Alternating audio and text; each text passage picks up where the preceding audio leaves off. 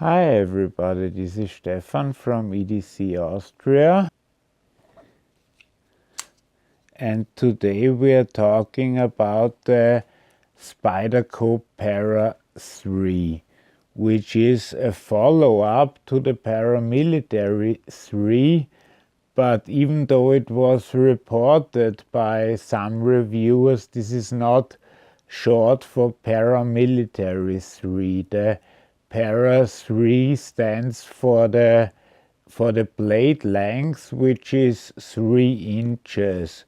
I mean, of course, it's supposed to remind people of the third one in the line.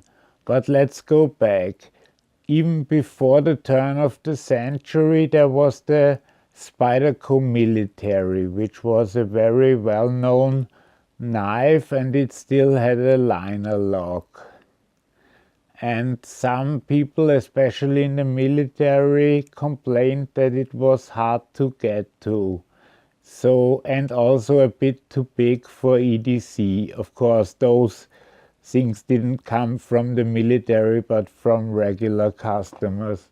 So in 2004, the first paramilitary saw the light of day, and it was already shorter than the military and had the first compression lock, which is a lock that you reach from the upside, namely here, and then the knife drops freely. And in 2010 the Paramilitary 2 was released, which was even more honed in. And Spyderco is a very big believer in CQI, which stands for constant quality improvement. So they are not that big into innovation and such, but they are really into using what works and making it better in tiny increments.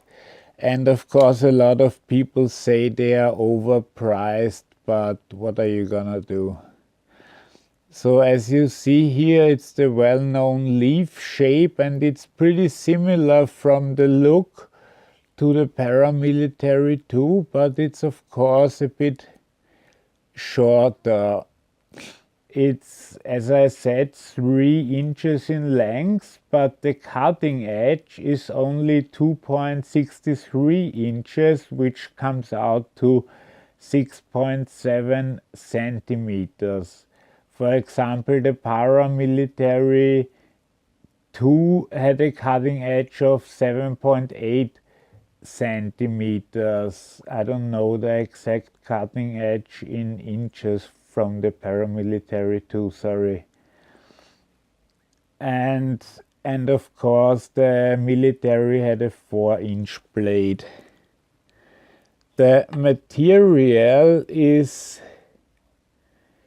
still S30V, even though most companies have gone away from it to at least S35VN, but Spyderco and Benchmade still really like using S30V, and they have a very good grip on it in the hardening of the knife, so it comes out great with them. As you see, you have 4 ways to attach the clip, which is, by the way, as you can see, not a deep carry clip, so this much would stand out, but you can of course get an aftermarket clip. You have a very prominent lanyard hole, which could have been a bit smaller in my opinion.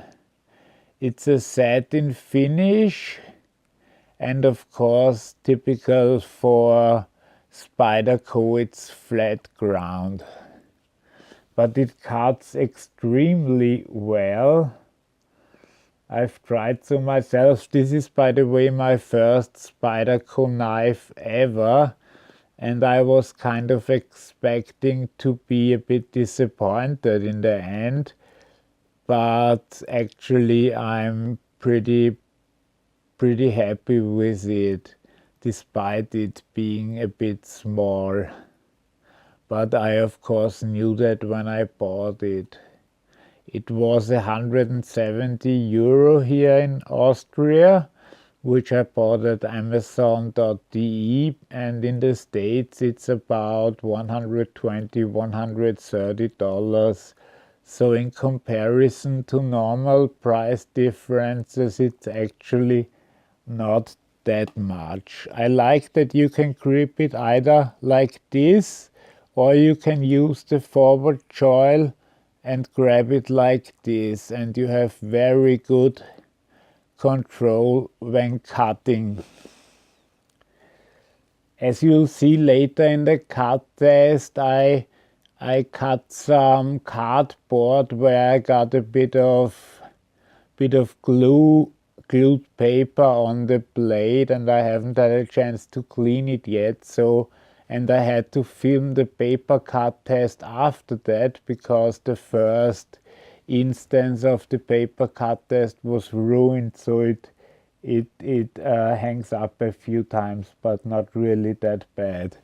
The handles are of course G10, and you have the well-working compression lock. It's very smooth to open.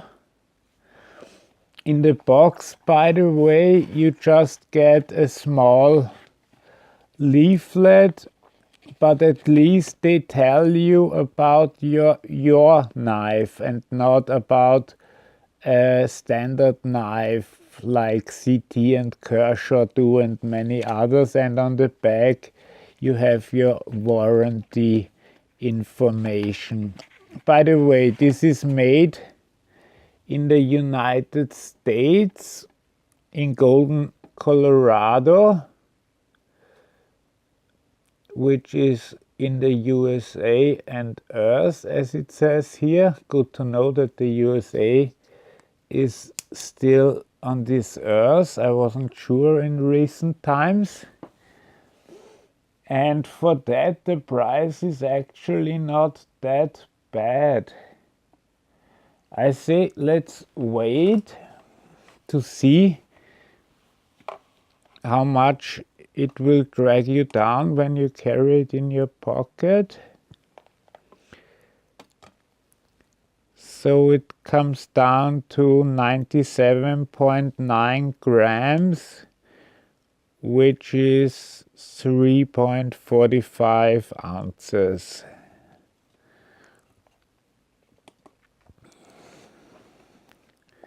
Which is actually pretty light. Well, what else can I tell you? Not much. I told you pretty much all I know about this knife. We can check the thickness of the blade.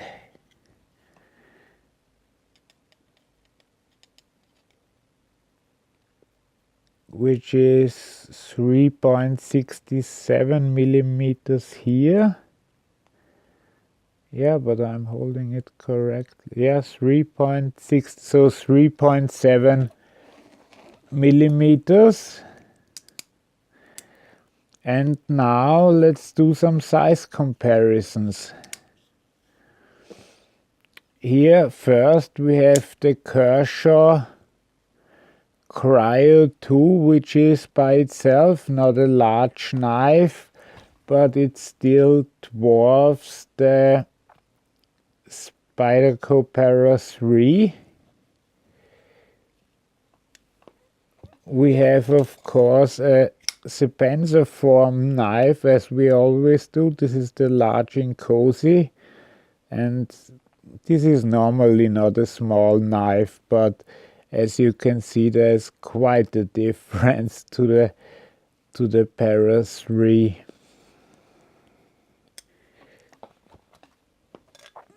Then we have the Kaiser Gemini, which is about the same, a bit longer blade, but only by a bit. But of course you have a longer cutting edge due to the missing forward choil. The only knife I could find that is about the same length is the Sanrenmu 7089. It's slightly shorter, but the cutting edge, if you compare it, is about the same. Of course, with the Spyderco you have a handle that holds your entire hand and you have a good grip. And this is just a toy basically. But all in all, I'm very happy with this knife. I've used it quite a bit. That's why I took a long time with this review. Almost 3 weeks since I got it, but I really wanted to make sure to cover all the aspects. Aside from the pocket clip that makes it ride a bit high, I am very happy with the performance of the knife. The only thing, when you're cutting cardboard and don't hold it at the forward choil, you need to be careful that you don't slip in the area that's not sharpened and then get stuck. But aside from that, I haven't found any negatives. I really like this more than I thought I would. Okay, let's go to the cutting test. I'm gonna say bye-bye here, and if you have anything to say, please leave a message in the comment section. Please like this video and please subscribe for further reviews. Thanks and bye-bye. Yeah, as I said in the video, sometimes it hangs a bit, but that's because I put blue glue on the blade by mistake, but otherwise it cuts paper great.